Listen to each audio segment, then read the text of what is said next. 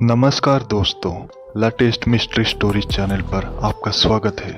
भूत प्रेत, पिशाच, अन्य भूतिया रहस्यमय कहानियां आपको इस चैनल पर सुनने को मिलेगी। अगर आप इस चैनल पर नए हैं तो एक भी कहानी मिस ना करें। इसके लिए चैनल को सब्सक्राइब करें और बेल आइकन दबाएं।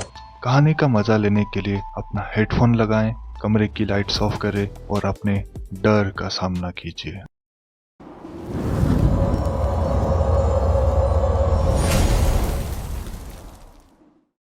आज की कहानी में उड़ीसा का प्रसिद्ध चिलिका झील का एक मंदिर मां कालीजाई से प्रेरित है। ये एक ऐसी कहानी है जो पीढ़ी दर पीढ़ी कहानी आगे बढ़ता है, जिसका मैंने अनुसंधान किया। इसमें कोई पौराणिक तथ्य नहीं है, इसलिए हम मनोरंजन के माध्यम से किसी की भावनाओं पर आघात करना हमारा लक्ष्य नहीं है। यह मंदिर सन 1717 को चिलिका के कालीजाई टापू पर बना है। यह मंदिर बनाने के पीछे एक रहस्यमय और दर्दनाक कहानी छुपा है। आज मैं वही रहस्यमय कहानी आपको सुनाने जा रहा हूँ।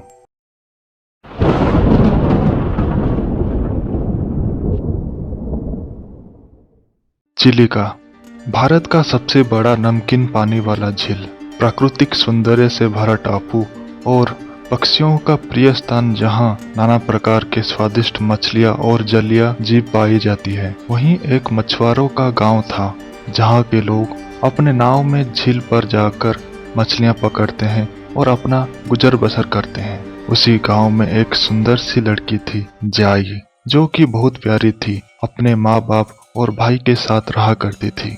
जहाँ जाई का लगाव अपने गांव के लोगों के प्रति, पंछी, जानवर और अपनी सहेलियां और परिवार के साथ था। वो कभी गिलहरी, खरगोश, बकरी, गाय, कुत्ते के बच्चों के साथ हंसती खेलती रहती थी। लोगों को परेशानी में देख सबकी मदद किया करती, सबके काम वो कर लिया करती, इसलिए गांव के लोग भी उसे बहुत प्यार किया करते थे। उसका परिवार में उसका भाई और पिता मछलियां पकड़ने के लिए झील जाया करते थे। कभी कभी जाई भी उनके साथ मछली पकड़ने जाती थी और उनका वहां मदद किया करती थी।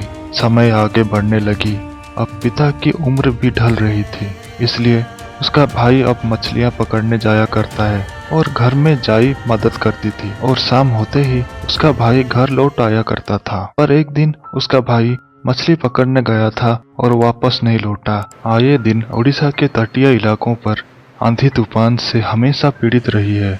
उस एक तूफान में जाई का भाई को निगल गया। घर में शोक का माहौल छा गया। घर का चिराग बुझ गया। बूढ़े माँ बाप का एकलौता सहारा उनका बेटा अब नहीं रहा। यह कहते हुए जाई के माँ बाप फूट फूट के रोते रहे। बेटा नहीं रहा, अब कौन हमारा ख्याल रखेगा।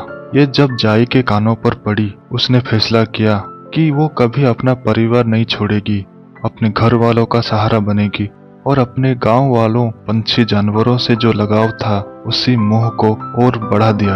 अब जाई मछली पकड़ने जाया करती थी और घर का एकलौता सहारा बनी थी। ये देख कुछ गांव वालों को हजम नहीं हुआ। घर की लड़की इतनी बड़ी हो गई और शादी नहीं की, और ऐसा खतरों से भरा झील में मछली का शिकार करने जाती है। जब जाई घर वापस आती, माँ बाप शादी की बात करते, पर वो यह कहकर टाल देती कि मैं जाऊंगी तो आपका ख्याल कौन रखेगा। इसी बीच जाई का मन आध्यात्म की ओर बढ़ती जा रही थी। वो माँ काली का उपासक बनी। उसकी आध्यात्मिक शक्ति भी बढ़ने लगी और उसका जुड़ाव वहाँ के प्रकृति के साथ जुड़ती गई। जो भी बीमारी, जो भी बाधा लोगों को वहाँ आती, वो सब दुख दर्द लोगों का हर लिया करती। ऐसी सुंदर लड़की, इतना अच्छा गुण, उसका नाम प्रचार होने लगी आसपास के गांव में। तब एक दूसरे टापू पारीकुद नाम का, उसमें एक तांत्रिक रहा करता था। उसकी नजर जाई पर पड़ गई।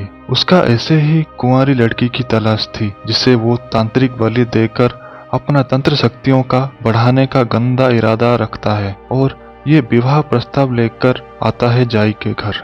जाई के माँ बाप राजी हो जाते हैं इस रिश्ते पर जाई विवाह नहीं करना चाहती। उसका जुड़ाव अपने गांव, अपने परिवार, अपने सहेलियां और जानवरों के साथ थी। अपने अध्यात्म की शक्ति से वो तांत्रिक की इरादा भी जान लिया होगा, पर अपनी माँ बाप और समाज के चक्कर में वो मजबूर होकर शादी करने के लिए दुखी होते हुए भी चुपचाप राजी हो गई। वो फिर भी शादी ना करने के लिए अपनी ओर से पूरी कोशिश करती रही, फिर भी उसकी बात किसी ने नहीं सुनी। इसे देखते देखते शादी का दिन नजदीक आ गई। शादी करवाने के लिए एक नाव पर उसके पिता और एक नाव चलाने वाला और जाई उसी झील पे जा रहे थे।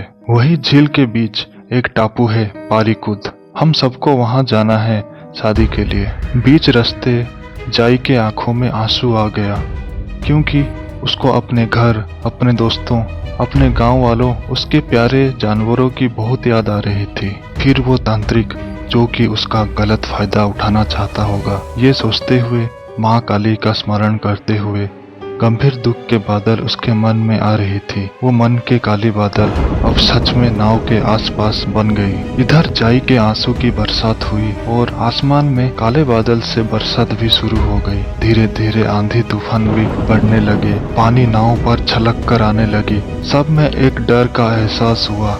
इतनी तेज बारिश हुई हवा के साथ साथ, जिससे सामने कुछ भी दिख नहीं रहा था। जाई के पिता परेशान होकर जाई को अपने पास लाने जाते हैं। देखते हैं कि जाई वहाँ नहीं होती है। उसी बादल के गरज में जाई की आवाज चीखती गूंजती हुई खो गई चिलिका की जल में। उसके पिता इधर उधर नाव वाले के साथ ढूंढने लगे, उसको अब वो खोज नहीं पाए। चिलिका की गहराई में जाई खो गई। तब तूफान शांत हुआ, पारीकुद में नाव पहुंचा। बिना जाई के उसके पिता शादी के मंडप पे ये अनहोनी बताई और वापस गांव में आ गए। रात को उसके पिता के सपने में जाई आई। वो बोली, पिताजी, मैं मना कर रही थी, मुझे क्यों वहाँ शादी करने के लिए भेज रहे थे? मैं कभी भी ये गांव, ये जगह नहीं छोड़ूंगी। मैं आपके साथ और गांव वालों के साथ हमेशा रहूंगी। जहाँ तूफान हुआ उसके पास जो टापू है, मैं वहीं मिलूंगी। ये कहकर जाई रो रही थी। कुछ दिन बाद बहुत सारे लोग जाई को रोते हुए सुनने को पाए उस टापू पर। उसके पिता और कुछ गांव वाले उस टापू पर गए। उसके पिता के कानों पर आवाज आई, मुझसे मिलने आ गए पिताजी, मैं बहुत खुश हूँ। यहाँ मेरे लोग भी आए हैं। मेरी जिंदगी इनकी सेवा में हमेशा रहेगी। अब जब भी कोई नाव यहाँ डूब रही होगी, मुझे स्मरण करना, मैं मदद करने जरूर आऊंगी यहाँ। माँ काली मेरे साथ हैं पिताजी, आप घबराना नहीं, चिंता मत करना। तब से वो टापू काली जाई से प्रसिद्ध हुआ। वो जाई की आत्मा अब उसी टापू पर देवी माँ काली जाई से पूजी जाती है।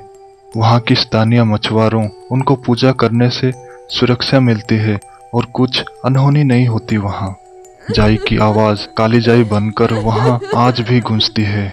लोग आज भी जाई को रोते हुए सुनने को पाते हैं। जय माँ काली जाई। दोस्तों, आज की कहानी कैसी लगी आप हमारे कमेंट सेक्शन में जरूर बताएं। पसंद आए तो ये कहानी लाइक और शेयर करें। और भी रोमांचक और रहस्यमय कहानियाँ आपको इस चैनल पर सुनने को मिलेगी। इसके लिए चैनल को सब्सक्राइब करें और बेल आइकन दबाएं। तब तक अपने डर का सामना करें।